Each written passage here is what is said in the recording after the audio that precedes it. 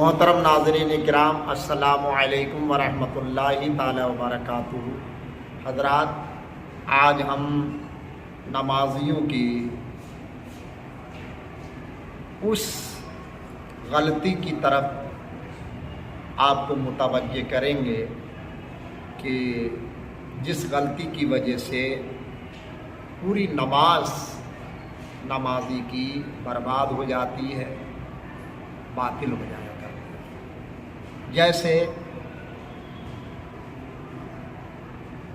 نماز میں جہاں قیام کرنا یعنی کھڑے ہونا فرض ہے، رکوع میں گھٹنوں پر جھکنا فرض ہے، ایسے ہی زمین پر پیشانی کو رکھ دینا اور ناک کو پیشانی کے ہموار کر دینا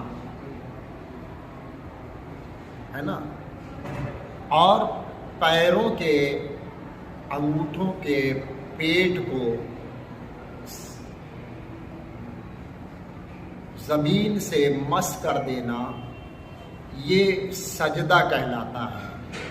اور حالت سجدہ میں کم سے کم پیروں کے انگوٹھوں کا پیٹ کا زمین سے جمانا یہ فرض ہوتا ہے۔ پیروں کے انگوٹھوں کا پیٹ، ایک ہوتا ہے انگلیوں کا پیٹ، ایک ہوتا ہے انگلیوں کا پیٹ۔ یاد رکھیے گا، پیٹ ہمیشہ انگلیوں کا نچلا حصہ ہوا کرتا ہے، یہ نچلا حصہ پیٹ ہے، اور جو اوپری حصہ ہے وہ پیٹھ ہے، اور سامنے جو کنارے ہیں انہیں پورے بولتے ہیں۔ تو بعض اوقات دیکھا جاتا ہے اکثر نمازی یا تو صحبن یا قصدن جب سجدے میں جاتے ہیں تو ان کے پیروں کی ساری انگلیاں زمین کے اوپر رہتی ہیں، بعض کے پورے لگ جاتے ہیں اور بعض کے پورے بھی نہیں لگتے، یعنی انگلیوں کے کنارے بھی نہیں لگتے۔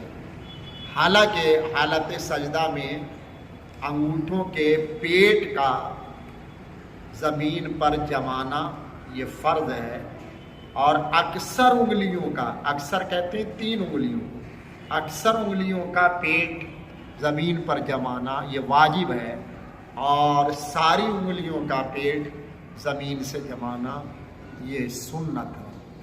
تو اب نہیں 5 انگلیوں کا پیٹ تو دور کی بات، 3 کا بھی نہیں لگتا، 3 کی دور کی بات، اکثر نمازیوں کو دیکھا جاتا ہے کہ ایک انگوٹھے کا پیٹ بھی زمین سے جما نہیں پاتے، زمین سے لگا نہیں پاتے، کیونکہ انگوٹھوں کے پیٹ کا لگانا فرض ہے۔ جب حالت سجدہ میں یہ فرض ادا نہیں کیا جائے گا تو سجدہ نہیں ہوگا، اور جب سجدہ نہیں ہوگا تو سجدہ نماز کا سب سے اہم رکن ہے۔ اللہ کے پیارے محبوب صلی اللہ تعالیٰ علیہ وسلم نے فرمایا کہ بندہ مومن حالت سجدہ میں اللہ کے سب سے زیادہ قریب ہو جایا کرتا ہے۔ تو جب سجدہ ہی نہیں ہو رہا ہے تو نماز مکمل کیسے ہوگی؟ لہٰذا میرے بھائیوں، نماز میں اس چیز کا خاص خیال رکھیں اور احتیاط کے ساتھ کہ ہمارے پیروں کے انگوٹھوں کا اور اکثر انگلیوں کا یا سب انگلیوں کا پیٹ لگ جائے، تاکہ ہمارا فرض بھی ادا ہو، واجب بھی ادا ہو اور سنت بھی ادا ہو۔ السلام علیکم۔